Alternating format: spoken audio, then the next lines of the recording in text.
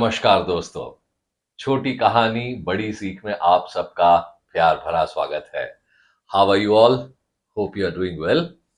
Stay blessed. तो चलिए शुरू करते हैं आज की छोटी कहानी। आज की कहानी एक राजा की कहानी है।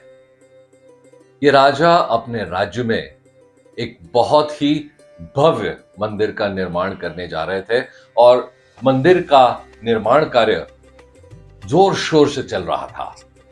अब राजा ने अपने सारे मंत्रियों को बुलाया और मंत्रियों से कहा कि देखिए, मंदिर का निर्माण तो बहुत तेजी से हो रहा है। अब हमें चाहिए एक बहुत ही उम्दा शिल्पकार, एक ऐसा शिल्पकार जो कि मंदिर में रखने के लिए माता जी की मूर्ति बना सके। और हमें सबसे उम्दा शिल्पकार इसलिए चाहिए क्योंकि हम चाहते हैं कि माता जी की मूर्ति ऐसी हो जहां माता जी की आंखों में एक मां का भाव हो। एक मां अपने बच्चे को जिस तरह से देखती है वही भाव हमें माता जी की मूर्ति में चाहिए। तो इसलिए आप लोग जाइए और एक उम्दा शिल्पकार ढूंढिए। अब सारे मंत्री इस खोज में लग गए कि इस राज्य में इतना उम्दा शिल्पकार कौन है। कुछ दिनों बाद मंत्री आए, राजा जी से मिले और राजा जी से कहा कि हमारे राज्य में एक ऐसा शिल्पकार है, लेकिन वो शिल्पकार यहां नहीं आ पाएगा, हमें ही उसे मिलने वहां जाना पड़ेगा। राजा ने सोचा, अरे वाह, ये सचमुच कोई बहुत ही उम्दा शिल्पकार लगता है, तो इसलिए उसकी कला देखने के लिए हमें उसके पास जाना ही चाहिए। और इस तरह राजा उस शिल्पकार के पास जाने के लिए तैयार हो गए। अब देखिए, अगर राजा चाहते तो अपने मंत्रियों को भेजकर या अपने सिपाहियों को भेजकर उस शिल्पकार को बुला सकते थे। नहीं आता तो उसे बंदी बनाकर भी ले आ सकते थे, लेकिन राजा ने ऐसा नहीं किया। और ऐसा ना करते हुए राजा ने उस शिल्पकार की जो कला थी उसका सम्मान किया था। अब राजा अपने मंत्रियों के साथ उस शिल्पकार के पास पहुंचे। वहां जाकर के उन्होंने जो अलग अलग शिल्प उस शिल्पकार ने बनाए थे उसे देखा और उन्हें बहुत अच्छा लगा। और इसलिए उन्होंने शिल्पकार से यही कहा कि देखिए, हम इस मंदिर का निर्माण करने जा रहे हैं और हमें माता जी की मूर्ति आपसे बनवानी है। तो आप बताइए कि आपको कितना वक्त लगेगा माता जी की मूर्ति बनाने के लिए। शिल्पकार ने कहा, राजा जी, मुझे आप 30 दिन दे दीजिए, मैं 30 दिन में आपको माता जी की मूर्ति बनाकर दे दूंगा। राजा ने कहा, मंजूर है, 30 दिन आपको दिए। अब 30 दिन हो गए और राजा फिर से इस शिल्पकार के पास पहुंचे और जाकर के देखा तो वहां कोई भी मूर्ति नहीं थी। राजा थोड़े से परेशान हुए और शिल्पकार से पूछा, शिल्पकार, तुमने 30 दिन मुझसे मांगे थे, मैंने तुम्हें 30 दिन दिए, लेकिन मुझे यहां कोई मूर्ति दिखाई नहीं दे रही है। शिल्पकार ने कहा, राजा जी, मुझे माफ करें, लेकिन मैंने अभी तक मूर्ति को बनाने का काम प्रारंभ नहीं किया है। राजा थोड़े से परेशान तो हुए, लेकिन फिर राजा ने उनसे कहा, ठीक है, कितने दिन चाहिए? शिल्पकार ने कहा, राजा जी, मुझे 15 दिन और दे दीजिए। चलिए, राजा जी ने कहा कि मैं आपको 15 दिन और देता हूं, लेकिन अब इस 15 दिन में मूर्ति तैयार हो जानी चाहिए। शिल्पकार ने कहा, ठीक है। अब 15 दिन भी बीत गए। राजा फिर अपने मंत्रियों के साथ शिल्पकार के पास पहुंचे। जाकर के देखा, अब भी वहां कोई मूर्ति नहीं थी। अब राजा को गुस्सा आ गया। राजा ने शिल्पकार से पूछा, शिल्पकार, ये क्या है? पहले तुमने 30 दिन मांगे, फिर 15 दिन मांगे, वो भी मैंने दिए, अभी भी मुझे मूर्ति दिखाई नहीं दे रही है। क्या तुमने इस पर काम शुरू नहीं किया? शिल्पकार ने कहा, राजा जी, माफ करें, मैंने अब तक मूर्ति पर काम करना शुरू नहीं किया है।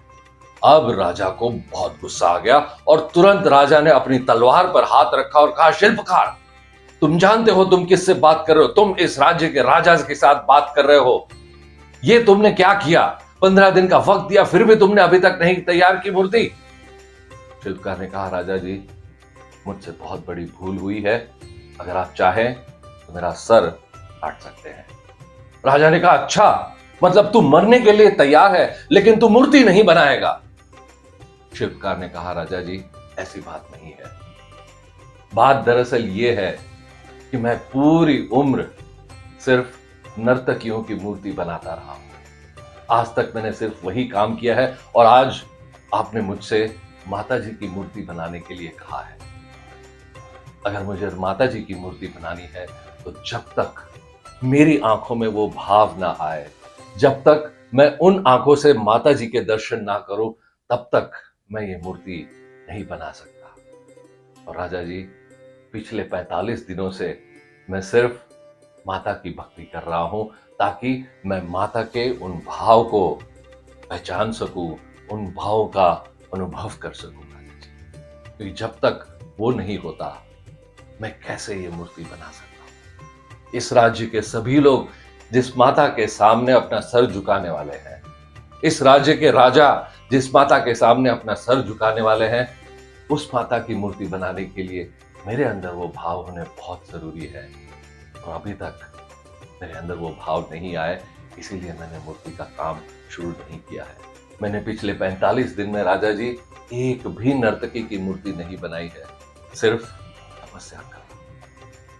इतना सुनते ही राजा का गुस्सा शांत हो गया।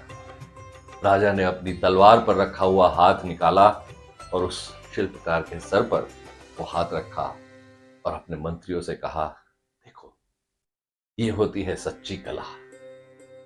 जब तक हम अपने आप को किसी भी पद के योग्य नहीं बना लेते, तब तक उस पद पर हमें नहीं बैठना चाहिए। यही मैंने आज इस शिल्पकार से सीखा है।